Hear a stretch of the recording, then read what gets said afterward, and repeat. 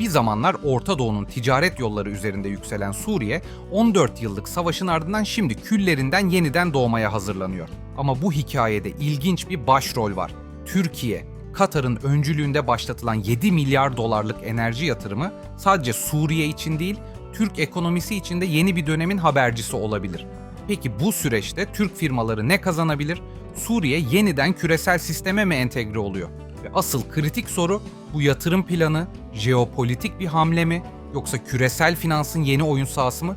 Bugünkü videoda Katar-Suriye-Türkiye üçgeninde yükselen bu yeni enerji ve inşaat hamlesinin perde arkasını, finansal boyutunu ve Türkiye için doğabilecek riskleri ve fırsatları konuşacağız. Ayrıca Suriye'nin SWIFT sistemine dönüşüyle ne değişir? Türk yatırımcılar bu sürece nasıl hazırlanmalı? O zaman çayınızı kahvenizi alın, finans rotası başlıyor. Suriye, 14 yıllık bir savaşın ardından büyük bir yıkım, insani kriz ve ekonomik çöküş yaşadı. Ancak son bir yılda tablo değişmeye başladı.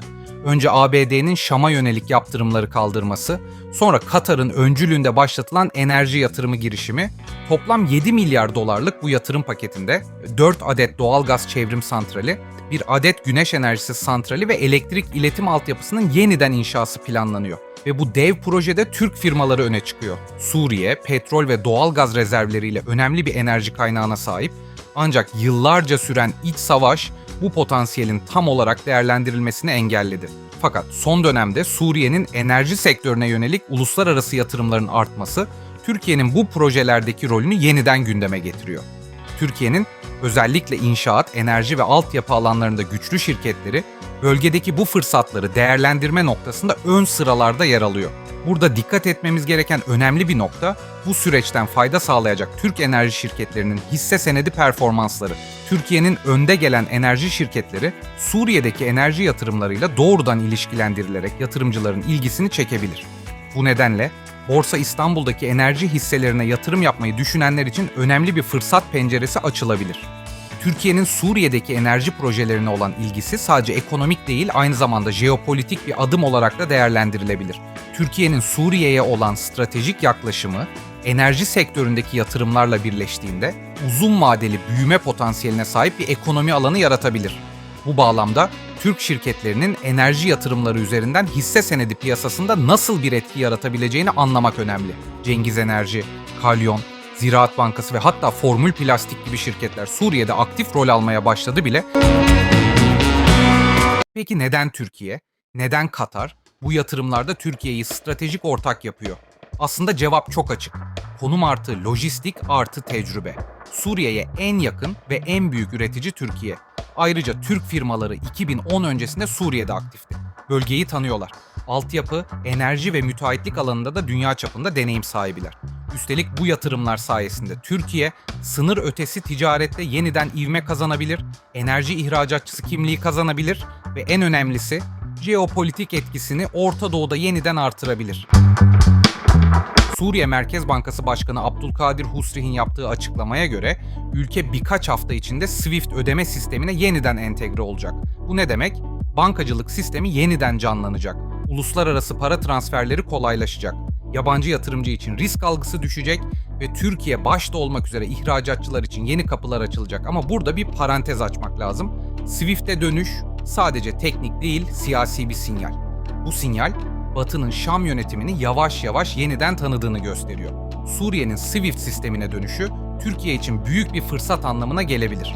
Bu durum, bölgedeki finansal entegrasyonu artıracak ve Türk bankalarının Suriye ile olan ticaret hacmini büyütebilir.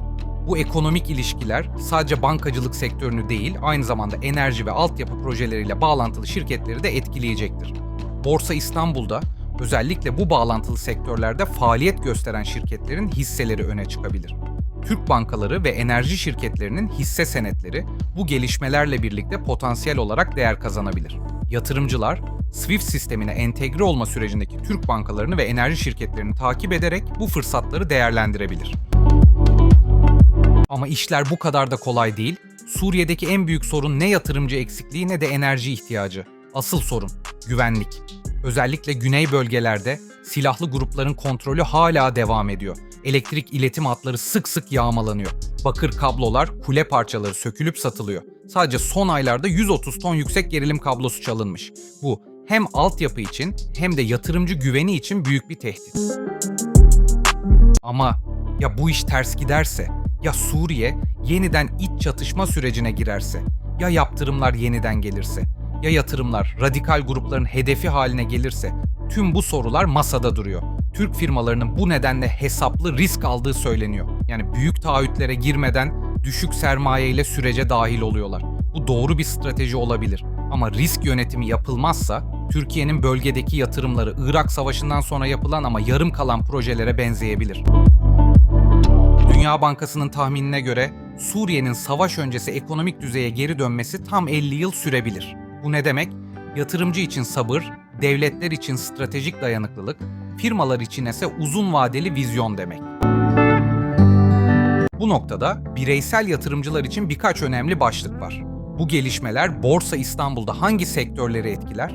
Enerji hisseleri, Ak Enerji, Aksa Enerji, Zorlu Enerji, altyapı şirketleri, Enka, Makyol, Kalyon Dolaylı, çimento ve demir çelik, Oyak, Çimsa, Kardemir, lojistik firmaları, Netlog, Arkas, bankacılık, özellikle kamu bankaları. Kurumsal yatırımcılar bölgesel riskleri analiz ederken SDS primlerini, Suriye-Türkiye ticaret verilerini ve yatırım taahhütlerini takip etmeli. Küçük yatırımcı ise şirket haberleri, bölgesel gelişmeler ve hükümet açıklamalarıyla süreci yakından izlemeli. Sonuç, Türkiye için büyük fırsat ama dikkatli olunmalı. Suriye'nin yeniden yapılanmasında Türkiye kilit oyuncu ama bu süreçte güvenlik, finansman ve uluslararası siyaset gibi birçok değişkenin olduğu da unutulmamalı. Şimdi top hem devletin hem de firmaların elinde. Önümüzdeki yıllarda bu coğrafyada yaşanacak gelişmeler sadece Suriye'yi değil, Türkiye'nin ekonomi politik dengesini de etkileyebilir. Yatırımcının işi kolay değil ama bilgiyle ve stratejiyle bu fırsatlar doğru şekilde değerlendirilebilir. Her yatırım fırsatı beraberinde bir takım riskleri de getirir. Suriye'deki siyasi istikrarsızlık, enerji projelerinin uzun vadeli başarı şansını etkileyebilir.